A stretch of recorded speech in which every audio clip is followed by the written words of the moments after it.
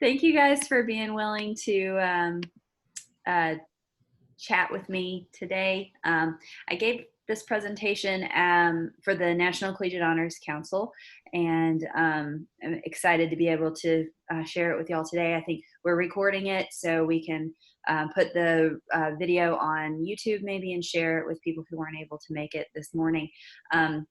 But in these really weird and trying times, we're trying to figure out not just how to continue instruction, but how to continue honors instruction specifically. So I'm going to share my screen. If everybody will keep microphones muted for the time being.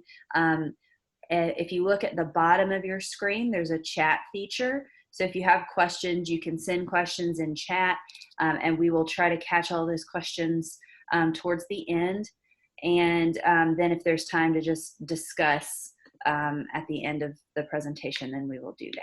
All right, so I'm going to go ahead and share my screen with you.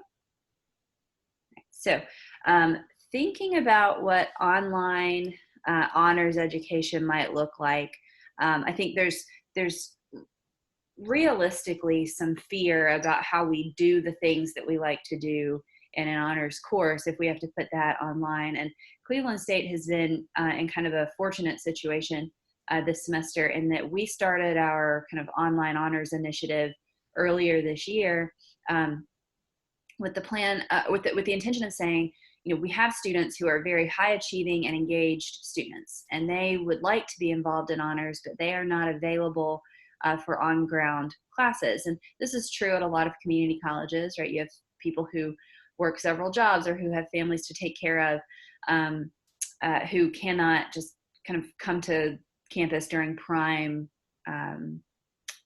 hours. And so we thought, you know, if there was a way that we could give quality honors instruction online and allow students to earn an honors diploma by attending Cleveland State completely online, what would that look like? How could we make sure that we have the same kind of rigor and heft and structure and community? And so we came up with this plan to introduce honors online, to bring it in slowly, and then have a phase out plan in case it just genuinely didn't work. And so I want to be able to share some of the things that we've tried and practiced, and questions that we've come up with, and things like that. So let's see. So when you think about how to develop an honors course, you can think about how you would do that on ground. There are some core principles of what honors education is. So honors education is discussion-based classes. Those discussions are student-driven, and they tend to be community-focused, whether you've got projects that are focused on the community or classes that focus on building community or serving a community, or just, you know, a program that is focused on building community. And so community tends to be pretty central to what we do in honors. And if these are the central things that make honors education what it is, these are certainly things that you can do online. Now, our honors program does have like pillars that we want our students to accomplish, kind of like program learning outcomes. We want to engage our students in deep research. We want to engage them in leadership, in service, and in public presentation of ideas. You can do all of those things online, and you could do them in a pretty dynamic way or in a less than dynamic way. And so those are kind of the core things about our program. But when we think about honors education as a whole, these things on your screen, these are the three things that make honors education what it is, regardless of whatever other principles you might have to follow through on. These are the central things that guide how an honors program works, particularly in the development of the student. When you're thinking about putting an honors course online, there are obviously opportunities and there are threats. So The threats, I think, seem pretty obvious in this moment, right? There's no like week one buffer where students can learn the technology. The students are frustrated and they're scared. They did, the majority of our students did not sign up for online education, and now they're kind of being forced into it. And so you have this kind of like tension among your students who are being asked to do something that they didn't that they maybe didn't sign up to take on. But there are opportunities here, right? When this virus was declared a pandemic and it became clear that campuses were closing, or at least reducing their on-ground operations, we could have just said, okay, the semester is canceled, right? We could have said no more classes, everybody takes an incomplete, come back later. And we didn't do that, right? So students have the opportunity now to continue to learn. They also have the opportunity to continue to have connection with each other. That's something that you're going to have to intentionally foster, but there is an opportunity here for them to continue to develop that connection. And this may be a chance to explore how your class impacts the community that surrounds you. So if there's an opportunity here for you to talk a little bit about how the coronavirus is impacting poor families in your area, people who depend on free and reduced breakfast and lunch at public elementary, middle, and high schools.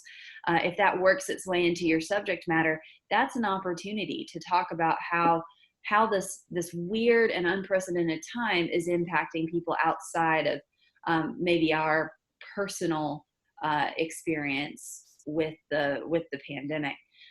Again, that's if it works its way into your subject matter. But important to kind of keep the opportunities in mind rather than simply focusing on the threats as they present themselves to you. So I'm going to talk about synchronous models and asynchronous models. When I gave this presentation for NCHC, I had a member ask me if I could give a clear definition of the difference between synchronous and asynchronous that they could give to students. And so what I came up with was just, synchronous means that we're all meeting at the same time, that we're synchronized, right? And so if you think same time, synchronous, S and S, right? So synchronous, same time. That would be where, if your class met from 9 to 10:20 on Tuesdays and Thursdays, we're all going to sign into Zoom on Tuesdays and Thursdays from 9 to 10:20. Asynchronous, A meaning not, right? That prefix meaning not. Asynchronous means you can do it whenever you need to, right? So I'm going to record my videos and put them online, and you can watch them at 2 a.m. if you need to, or on Saturday night if you need to. So difference between asynchronous and synchronous models. Synchronous meaning everybody is together at the same time. Now, some things that you could do if you choose to run your honors course in a synchronous way. First, I'll talk about video lecturing and discussion. There are pros and cons to both of these, or to all of these models. A pro for video lecturing, you can still get your information across in a method that you are comfortable with. Cons, everybody has to be in at the same time. And if you have students who do not have regular internet access or access to a computer, that's a real concern. It's not a thing to ignore.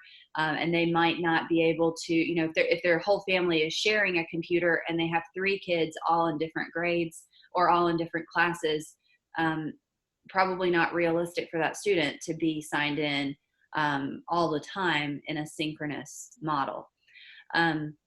But if you do think that synchronous video lecturing is going to be, or synchronous discussion is going to be useful, you want to try to pick the right platform. Your school might have a membership with Zoom or WebEx. I know Google Hangouts and Discord are both kind of upping their limits on things during this time. And so you might just look into all those different platforms if your school doesn't have kind of an institutional membership with one of these services. But you want to ask yourself a couple questions. So how interactive can the students be during lecture, realistically? On a certain platform, if they're able to kind of raise their hand and you give them permission to come in and speak, like if you can control who is muted and who's not, and they kind of maybe ping you in the chat that they want to answer a question and you can unmute them, right? That allows them to interact. But if you don't have that control and everybody's trying to talk over each other, that could be detrimental to discussion. And so you maybe want to set some ground rules depending on the functionality of the platform you're using. You might want to think about too if you can record sessions, right? And this is what I'm doing in my honors capstone course, which is essentially our senior thesis class. I have set up 2 optional 30-minute chats every week, right? And so they can sign in on Wednesday at 3:30 or Thursday at 3:30. That's when our classes met on ground. So I figured most of them are probably free during that time.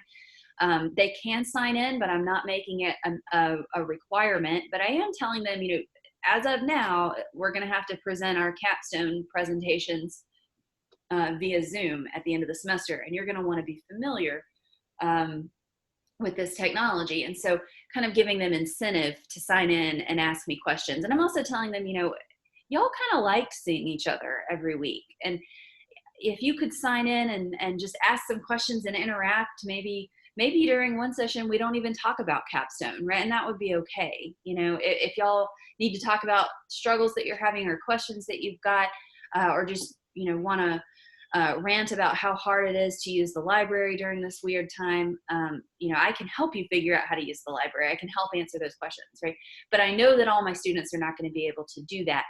And so I'm using Zoom because I can record the session like we're doing now. And I can load that into YouTube so that it is captioned and accessible. And I can make that available to the students who were not able to sign in on the Wednesday or Thursday session, right? And then the third question that you want to ask is, can you make those recordings accessible? Accessibility is still a concern. It's not something that we can leave behind just because we're in kind of trying times. So you want to think about where, if you're just loading videos into your learning management system, chances are that learning management system is going to be really overwhelmed and probably going to run pretty slowly. So if you can take that recording, load it into YouTube, YouTube will automatically caption that video for you, making it accessible. And then you can just post a link in your class to that recorded session. If we want to spend some time at the end of this discussion talking about how to do that, I'm more than happy to take some time to talk about video hosting. So just if that's something you want to spend some time on, put a question in the chat and we'll make sure to spend some time doing that. And then we already talked about making accommodations for students who can't join the lecture or discussion, but you do want to keep in mind that flexibility is key here, right? So flexibility is key. We want to make sure that we're able to accommodate what students need, especially since the majority of the students we're having to teach online now did not sign up to learn online. Now, video conferencing is another option. I'd say, there are pros and cons to all of this, like I said earlier, but when I'm thinking about video conferencing, I'm thinking about kind of individual meetings with students or small group meetings with students. So for thinking about honors classes specifically, those are generally smaller classes, right? At Cleveland State, we cap our classes at 15. I think NCHC recommends somewhere between 15 and 20 as a max for classes, depending on the size of your institution. And so if you're thinking about, you've got maybe 12 or 15 people in a class and you want to have meetings with 3 of them at a time, 4 or 5 meetings in the, every week or so probably aren't, too terrible to schedule. And this gives you time for instruction. It would also give you time for kind of community focus, right? And so I could imagine a really good structure where you're kind of making your lecture available via video or giving them a reading assignment and saying, do this before we meet in a small group, right? Send them the Zoom link or WebEx link or whatever for their small group meeting and give them a time that it'll start.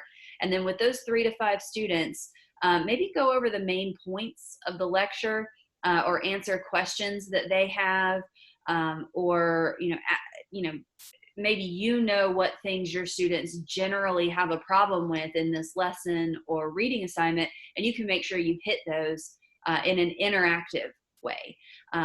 Sometimes if we just try to type out all the things that we know students generally have questions with, that can be very overwhelming for a student, especially one who is maybe involved in a lot of clubs, who are trying to continue their work and who are taking 4 or 5 other classes and working and now dealing with the emotional strain of social distancing. And so, you know, if you're going to do this video conferencing model, you might take some time at the end of each meeting to say, or the beginning of each meeting to say, how are y'all doing? I'm not talking about classes, like personally, how are you doing? And, you know, show them your dog or your cat in your house and like, you know, this one's going crazy, right? Or, you know, go ahead and say, you know, I've got kids who might make some noise while we're talking. I've got a husband who's walking around, so if you see him, just wave, right? That kind of personal connection, I think, can go a long way in this moment when we really don't know how long the social distancing is going to last, and we don't know how it's impacting people individually. And so the strains of social distancing on a student who has 4 or 5 brothers and sisters are going to be very different from a student who, you know, maybe was renting an apartment with a classmate who has gone home, you know, and they're just kind of there all by themselves without anything to do. And so the strains, I think, are going to be different from student to student, and taking some time during these video conferencing moments to kind of just check in and see how they're doing, I think will be really, really helpful. All right, so moving on, let's talk a little bit about asynchronous models. Again, these are the ones where, you know, you're not all meeting at the same time. Students are kind of able to sign in and do the work as they're able. So again, video lecturing, I think, is something that our minds probably go to pretty easily. You want to pick the right platform for you. You do have Zoom and WebEx, you have Google Hangouts and all that kind of stuff. But you also just have video recording software on your smartphone or laptop, right? So I think the name of the game this semester is going to be, don't make this harder than it has to be, right? And so if you just have like a short 5 to 7 minute video that you need to upload, you can set your phone up, push record yourself saying what you need to say, load it into YouTube where it'll caption it and make it accessible, and take that link and put it in your learning management system. Using YouTube to video host is a lot easier than it used to be. Genuinely, it's just kind of a drag this here to upload it, give it a second to process. Tell me if you want it to be public or not, and then here's the link that you can post in your class. And again, we can spend some time going over that later on today if we need to.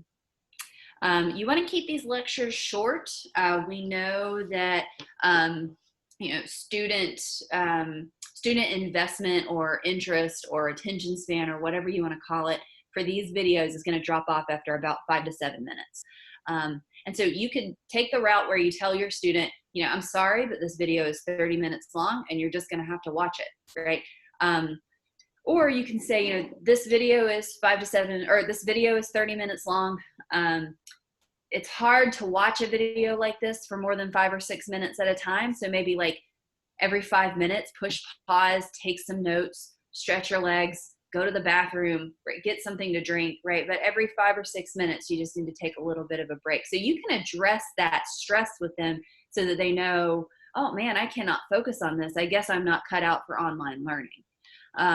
I think if we know what challenges students often face, and we go ahead and address them and give them tools for dealing with that stress or those strains, then we kind of help them learn how to be a better online learner. But with that said, you don't necessarily, and not in all cases do we have to post a 30 or 40 minute video. I think you can take your lecture, kind of break it down into the main things that students need to know, and maybe do several videos that are 5 or 6 minutes long each.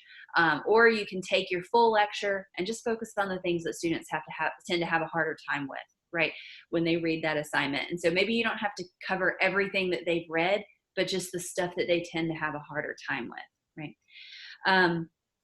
And then you could always also ask your students for input, right? So you can give them the reading assignment, ask them what they're having a hard time with, and tell them that you will post videos clarifying those concerns as you go. Honor students, you know, in my experience, and I won't say that this is for every single honor student that's ever walked the face of the earth, but honor students don't tend to ask for help unsolicited.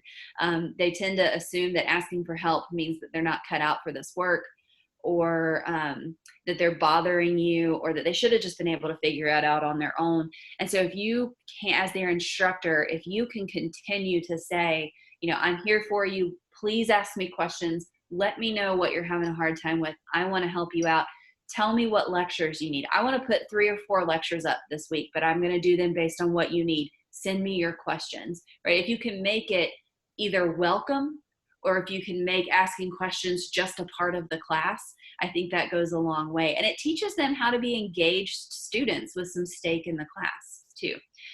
So again, we want to asset lens this kind of stressful moment that we're having to go through, right? So if there's a way that we can see this as an opportunity to make our students better online learners, or just better learners in general, by being intentional about what we're asking of them and what we're giving to them, that could turn this really horrible experience of having to pull everything online at the last minute into something that teaches us something about teaching and teaches our students something about learning.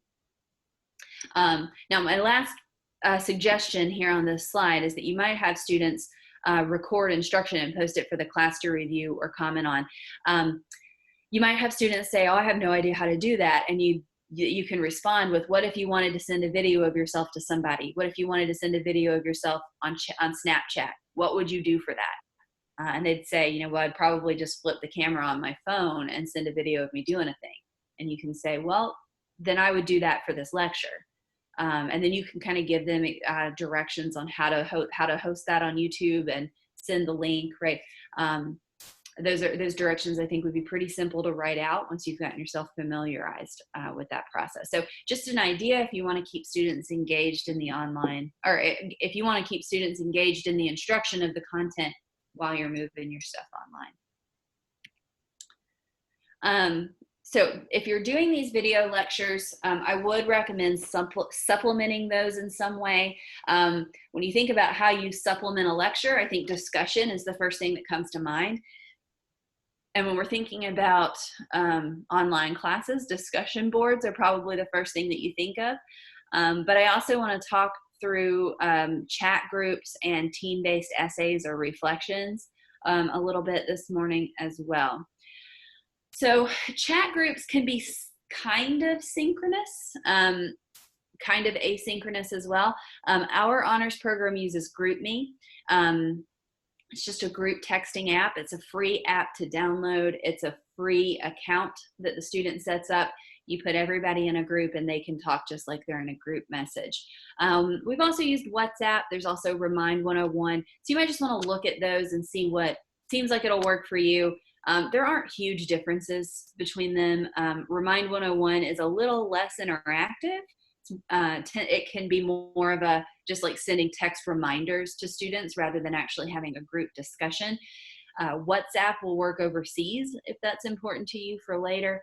GroupMe is just what we've always used, so it's what we use now. But it gives students a lower stakes opportunity to talk about the subject matter.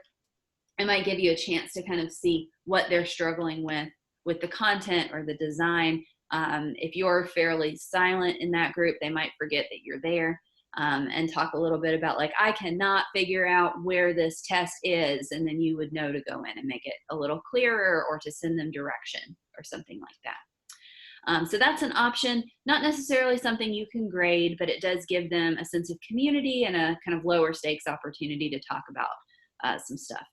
So discussion boards, particularly for honors, do not have to follow that standard model of, you post once that's 250 words long, and then you respond to 2 of your classmates with 150 words. For honors, I think discussion boards can follow a slightly different model. I think you can offer fewer rules, but clearer guidelines and expectations. And so this semester, I've been running discussion boards in our online leadership class where students don't necessarily have to make an original post. They just need to post at least 3 times in a discussion. And I tell them, if you're consistently making 3 original posts and never interacting with anybody, that will not earn you full credit. If you are consistently interacting with each other and never starting a thread, but you're always offering new ideas and questions and pushing your classmates, that's wonderful. That is what a discussion is. If all of your responses are just, I agree with you and I think you're wonderful, that's not a discussion, right? And so really the rules are not around, really simplistic, you have one original post and 2 comments and they were all this many words long or more, and so you get full credit.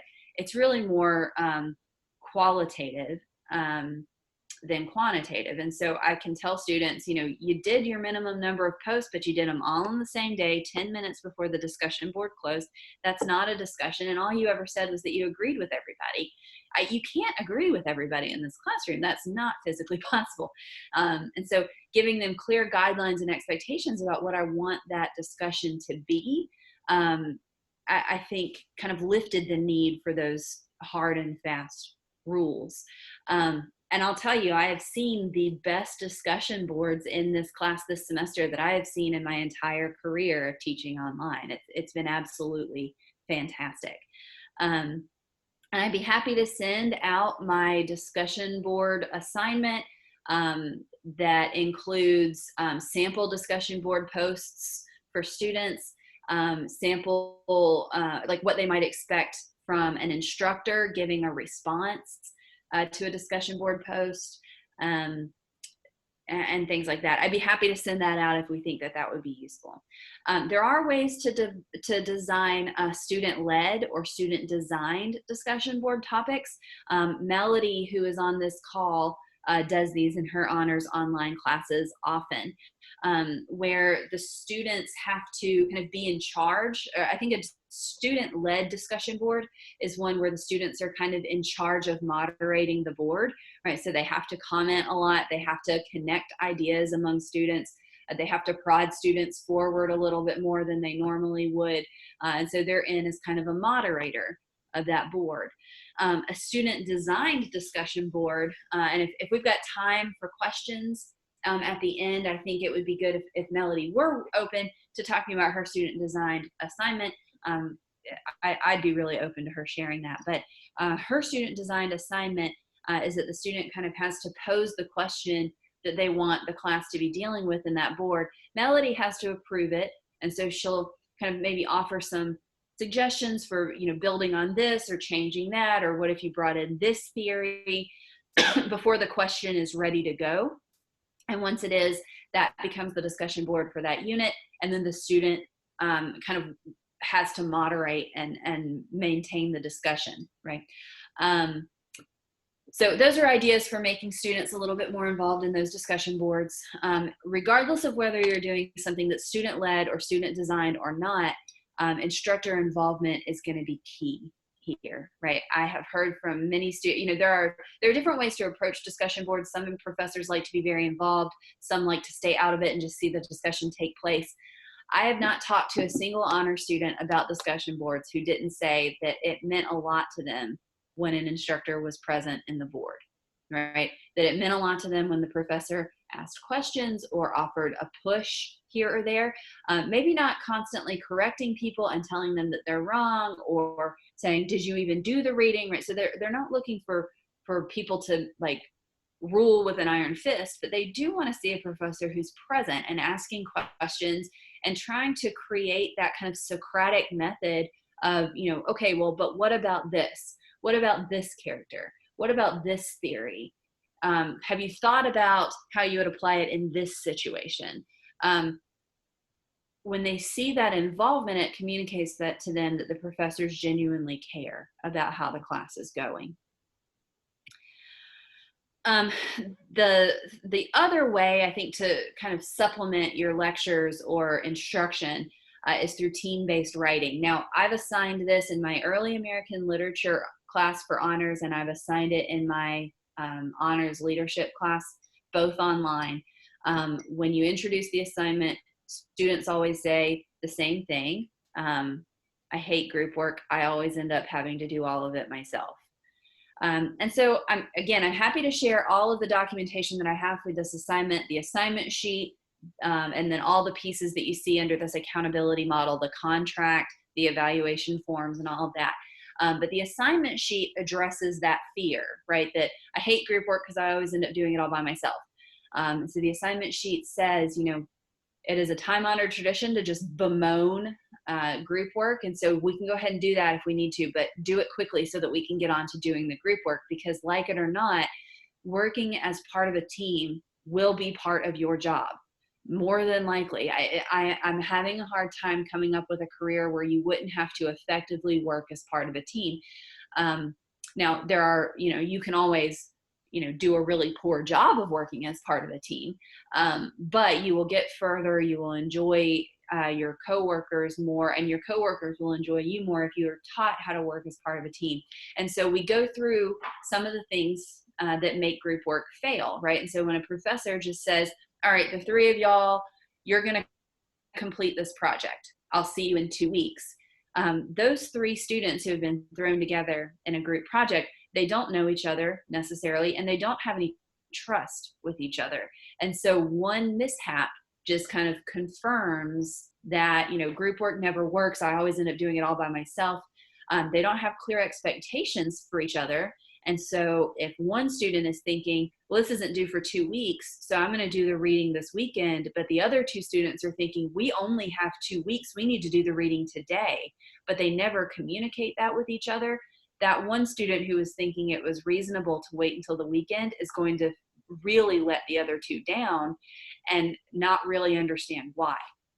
And so clear expectations really have to be laid out if you're going to make group work work.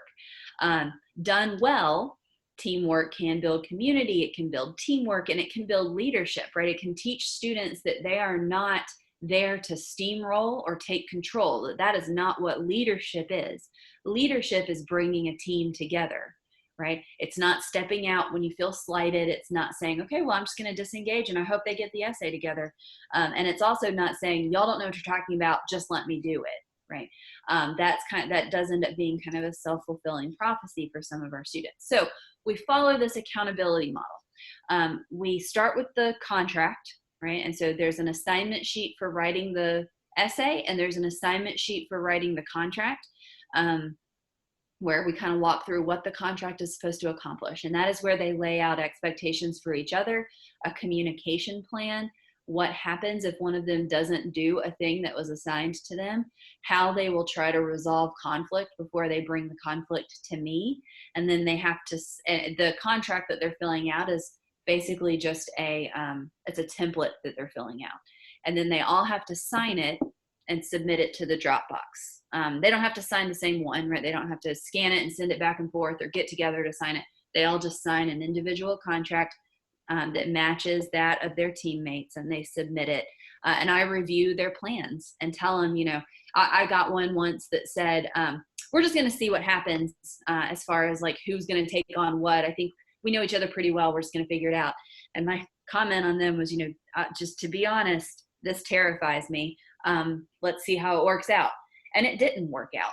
And so when their group kind of crashed and burned on the first essay, we pulled the contract and we looked at their plan. And I said, okay, what part of this didn't work? And they rewrote the contract for their next essay assignment. So they do that contract, they write the essay, and then at the end, they have an evaluation form that they fill out. And they fill out a self-evaluation of how they performed and an evaluation of their other team members as well.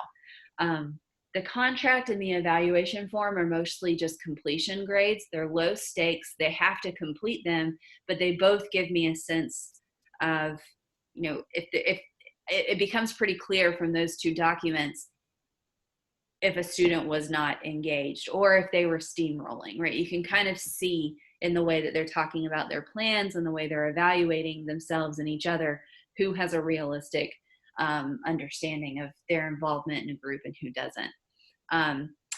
So, that does build that sense of community. It brings students together. By the end of it, I have students saying, I dreaded this, but I actually got to know my team pretty well, and we worked really well. I feel bad for all those other teams because they probably had a bad time, but our team worked really well. And what they don't realize that first time is that, 9 times out of 10, the teams are all saying exactly that, right? They still have that bias that group work never works, but that they broke the odds because they set clear expectations and clear communication plans right up front, and that they were kind of in tune, right? And so then they start to realize over the course of the semester that everyone is having a better experience than they anticipated. Now, that's not to say it's foolproof. This semester, I did have a student who just absolutely was not engaged in any of the work for her group, and it became very clear in her evaluation of herself and her other students' evaluation of her. And I had to sit down with her and tell her, it doesn't sound like you did the work that everybody else did. And she said, no, I didn't. I said, okay, well, you're not going to get a grade on this essay. This is a 0 because you didn't do your work, and you need to be more engaged next time. And you can decide how you want to handle that 0, right? Do you want to give her a chance to make it up? Do you want to give her a chance to drop it or replace it or whatever, or just leave it as a learning experience? But again, happy to share all of that documentation if anybody wants to see it. In the interest of time, I'm going to skip the thesis and capstone projects unless we want to come back to that, and go straight to this kind of final section on honors and social distancing and mental health and privilege. This is an opportunity, I think, for us to think about our honors students and their mental health. Too often I hear people say, well, the honor students are the ones who are always going to make it anyway, so they probably don't need that much help. And the reality is that our honor students are highly engaged, highly motivated, in a lot of cases, but not all, highly prepared, but they're also very hard on themselves. Anything less than a 100 means that they did something wrong. If they make a B, they feel like they are not cut out for the work that they've signed up to do. That's not all of them, obviously, but in a lot of cases, you see this perfectionism that just eats away at them. And so sometimes you see, well, if I can't do it perfectly right, then I'm just not going to do it at all. And online, taking all these students online when they didn't sign up to learn this stuff online, I think is going to create a situation that is rife with the opportunity for students to say, well, if I can't do it perfectly, I'm just going to drop all my classes and I'll try again next time. So I would say check in on your students, create opportunities for connection, let them know that they don't have to be perfect to succeed. That's a good lesson for any moment in education, but especially this one. And then, like I've said throughout this presentation, I wouldn't assume that they're going to ask for help on their own, right? So we've all felt imposter syndrome at some point. Remember what that felt like for you, right? When you were in grad school, or when you started your first tenure track job, or you took on administration work for the first time, and you felt like you didn't belong there, right? That this isn't what you were cut out to do, that people are going to find you out, right? Our students feel that. And I think they're probably feeling it more now. And so take opportunities as you can to check in on them and make sure they're okay. Let them know that you're in this with them, that you're here if they need you. And then the last thing that I'll say is that this is a good opportunity to talk with your students about privilege. We'll likely have students who are fine, right? Who have a highly functional laptop and regular access to the internet and a smartphone just in case the computer dies, and they've got a good support system at home, and their family's stocked up on food, and they love their mom and their brothers and sisters and their dad, and they've got, their family as their friends, and so they have game nights at night and when they're done with their homework. And you're likely going to have a lot of that, but you're also likely going to have a lot of students who struggle to find consistent access to technology and consistent access to the internet, and students who are struggling with their mental health or with their sense of connection right now, who are struggling to find access to food, right? And moments like these are going to call on all of us to examine all those privileges from which we benefit. And so if there are ways, depending on your subject matter, to incorporate that into your communication, into your class discussion, into your assignments, this would be a good time to do it, right? So we mentioned at the beginning of this session that honors is at its core student-driven, discussion-based, and community-focused, right? But it's also experiential. This is going to be, if we think about asset lensing this, as horrible as this moment is in a lot of ways, this is one of the most experiential opportunities that our students have had to learn how leadership can affect the spread of a pandemic, how germ theory works, what exponential spread means, what flattening the curve means. There are real world moments going on right now where students can not just like hear about it and read about it and think that would be horrible, but they're going through it right now. They're hearing it on the news. If they're listening to the news, they're hearing people talk about it. They're seeing people impacted by it. And some of the most influential and impactful stuff that we can do might be tying our lessons wherever possible to the things that they're experiencing in this weird and unprecedented time. So with that said, we've got some time for discussions and questions. So I'm going to stop sharing my screen if I can, and just kind of open it up to any discussions that we might have, or any questions that we might have. Okay, Victoria, Melody wanted to hear more about having virtual meetings with her entire group.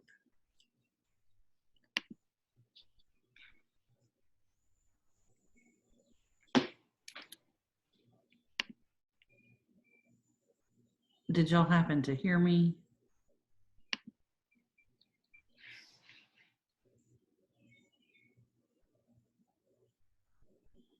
Victoria?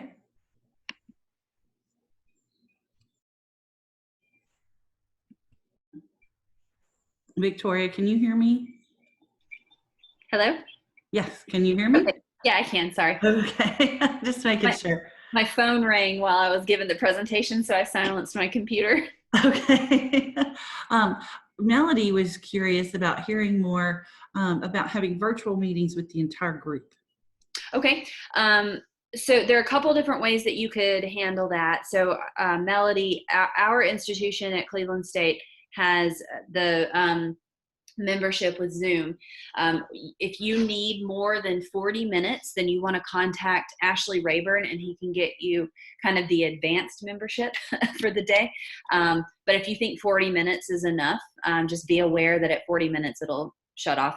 But you set up a meeting and send that link to all your students, and they sign in at a given time, right? If there's anybody who can't, you can record that session and share it with them afterwards. But you know, there may be some stress in figuring out how to make it work, but once you do it, it is pretty intuitive. It's an easy process to follow, and it's going to allow your students to see your face and hear your voice and know, like, you know, your personality is so bubbly and excited, and that I think genuinely comes through in text. But I think that they'll miss how excited you are about your subject matter if they never get to hear it. And so, like right now, if you're not super comfortable with being on video, you can have your video turned off, right? So when I stop my video, you just see my name, right? You'll see that. But when I turn it back on, hi, here I am. So you can turn that off and just have your microphone going and just chat with them that way. So if it's useful, we can walk through how to use Zoom, but I don't know what the other participants at their schools have access to. Yeah, it varies. Yeah. It varies per institution. Yeah. Victoria, I know that I'm just asking this because I've approached this, and this has happened to me in the past with working online with my students and adding discussions into the classroom curriculum. I know you talked a lot about it in different aspects of it while we were on this call, but really, how do you feel your students are most engaged, or how do you engage them from the very beginning? Like, what is there a secret hidden message? Like I know I set up my discussions where they have to post by one certain day, and then, you know, come back in within the time frame of the discussions are available, so that I can make sure that they are literally coming back in and discussing with me. Yeah. But sometimes I find that if they don't do that initial post on time, they're not engaged. Yeah. It's harder to get them engaged, things of that sort. So is there any kind of piece of advice that you could maybe give us to really start them from the very beginning, getting them engaged somehow? Yeah, well, I mean, I think if you want to require an original post and comments, that's totally fine. In most cases, even though I don't require the original post, they could just comment on each other's stuff all the time. Even though I don't require that, most students do still default to that layout, right? So they're still going to go in and make their post and then comment on other people's stuff. I think it'd be perfectly fine to say, each discussion board is worth 20 points. 10 points will be doled out on the first Saturday that it's open, and 10 points will be doled out on the second Saturday that it's open. And if you don't do anything until the very end the board is open, you only get 10 points, regardless of how many posts you've made, right? You'd have to figure out the math on that. But I think you're right that getting students engaged early matters, right? Because there are going to be students who don't want to wait till the last minute, but they're required to interact with each other. And so everybody else waiting until Sunday night when a board is about to close is not very considerate. And maybe just addressing that with students up front and saying, if you put this off until the last minute, you negatively impact everybody in the class, right? So I'm going to say half your points are earned by this date and half your points are earned by this date. That'd be my approach. That's a good idea. I've never thought of it from that angle. So thanks for that. Yeah. Any other questions? I was just going to add to that, the provocative questions are the ones that get them engaged. Right. So when we do, it depends kind of on what it is we're asking them to discuss a lot of times. Right. And I think if we include, as Victoria mentioned, some current events, and some discussions related to that with our subject matter, that it'll engage them a little more quickly than it would if it was more just subject matter. Right.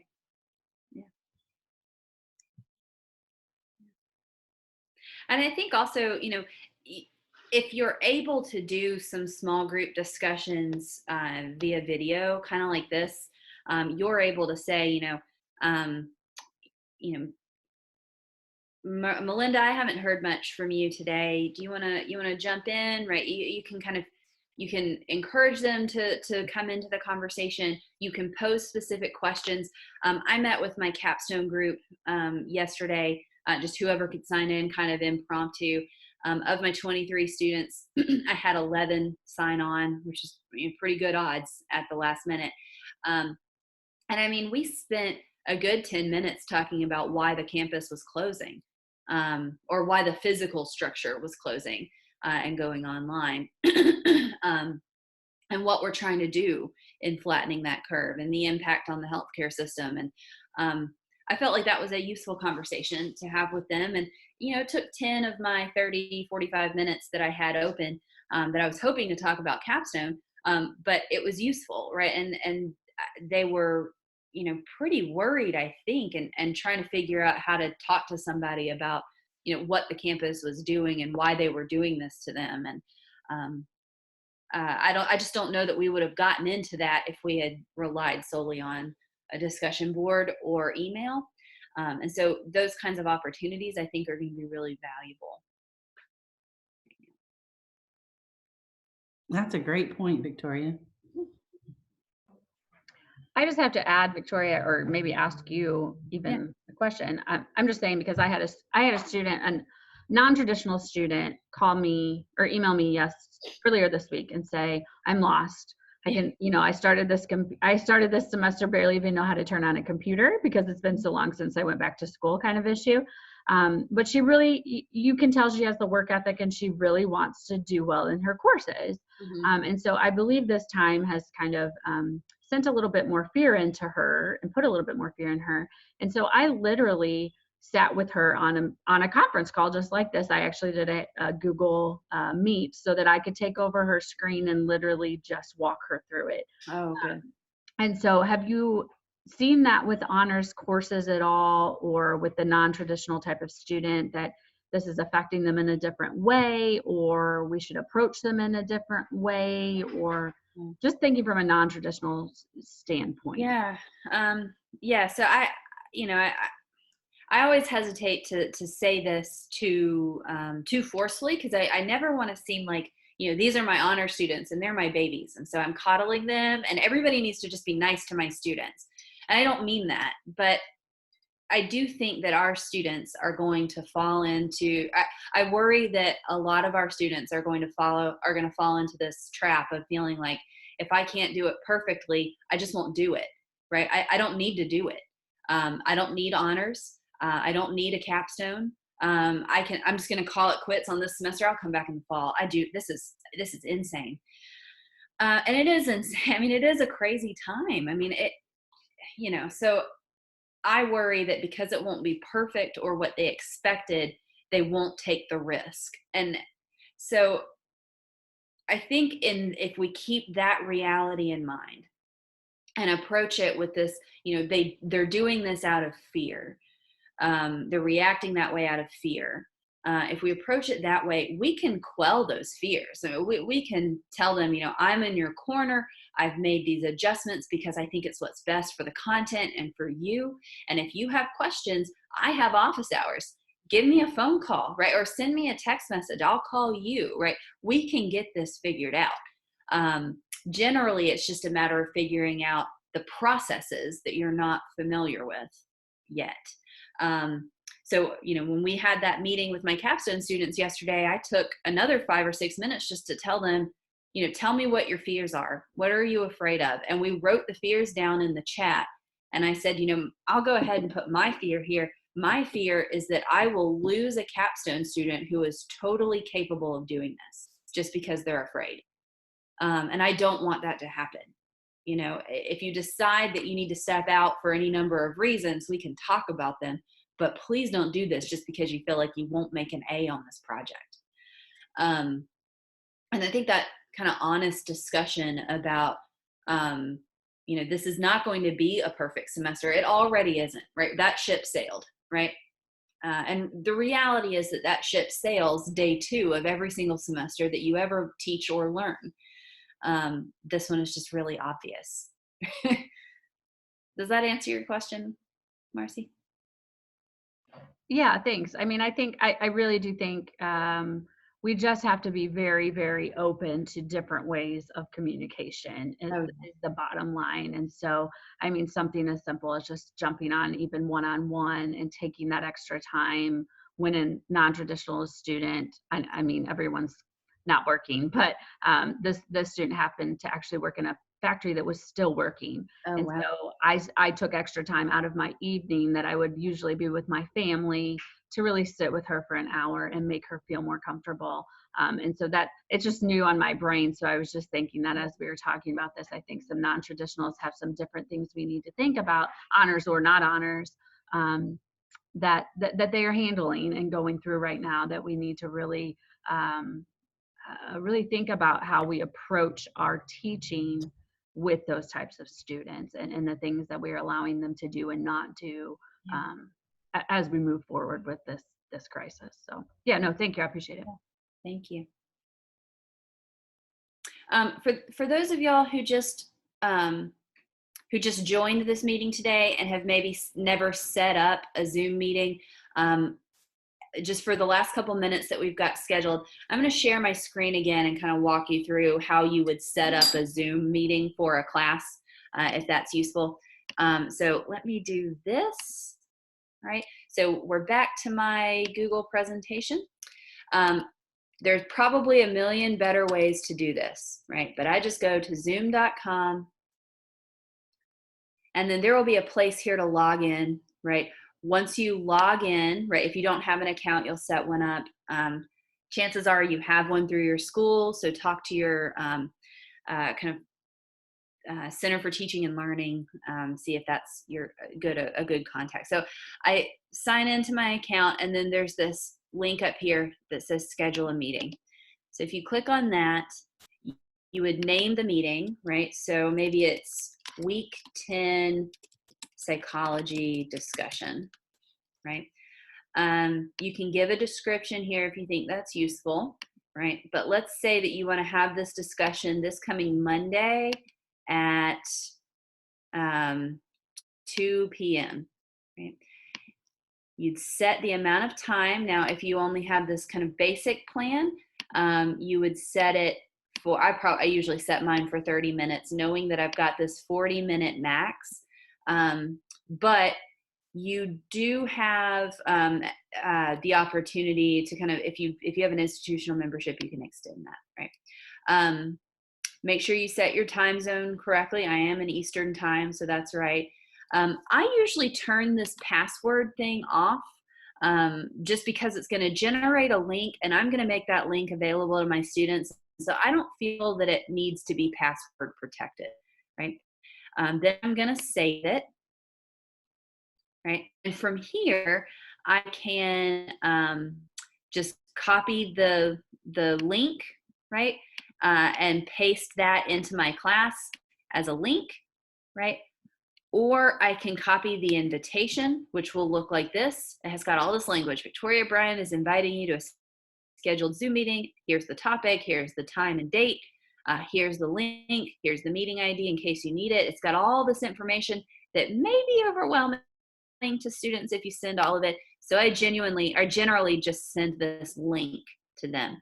Now you can add this to your Google Calendar if you use Google Calendar by clicking there, picking your account that you want to add it to, allowing Zoom to have access to your calendar, and then it comes up like a calendar invite or a calendar session that you're setting up.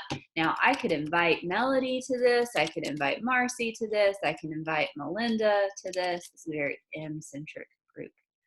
And then when I save it, y'all would all get an invitation to this meeting. So you could send an invitation to all your students this way, or if it were me, I'd probably just save this to my calendar so that I know that it's there and I don't forget.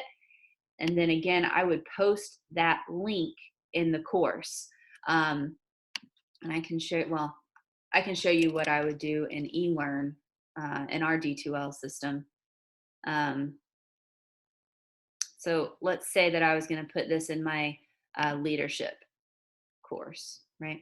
So I'd go into content and maybe pick the module that I want to put it in, right? So we'll say we'll get it in this getting started thing. I generally just add, I create a link, right? And so I would post the URL there and give it a title and then create it, and it would show up as a link that the students could click on, just like they click on the syllabus or course schedule, right? And so I can show you what it looks like in the Capstone course where I've set up all of these Zoom meetings. So I go into content and research paper. Our Zoom meetings are going to start officially next week. They've got all this instruction, right? And then they've got their optional Zoom meeting. So when we click on that link, it's going to take me right to Zoom, and then Zoom's going to try and open up the app on my computer, right? Which it won't do right now because we are already in Zoom. It'd be like Zoomception. All right, so that's generally what I do. There may be more straightforward ways to do it, but I found that to be fairly easy and straightforward for the students. So. Well, that's super, Victoria. Thanks for walking us through that. Yeah. Does anybody have any other questions or topics that they would like for Dr. Bryan to address? Melody says, this all has been very helpful. Thanks so much. Thank you, Melody. And Marcy has stepped out to another meeting, but she also said thank you. Okay. All right. Well, thank you guys so much for showing up this morning. I do hope this was helpful. And y'all are welcome to reach out to me and ask questions if you've got them. I'll help in any way that I can. Thanks so much, Dr. Bryan. We really appreciate you being willing to be with us today. Yeah. Thank you, Melinda, for setting this up. Mm-hmm. Hope you have a great day and be well. Yeah, you too. Bye, y'all. Bye.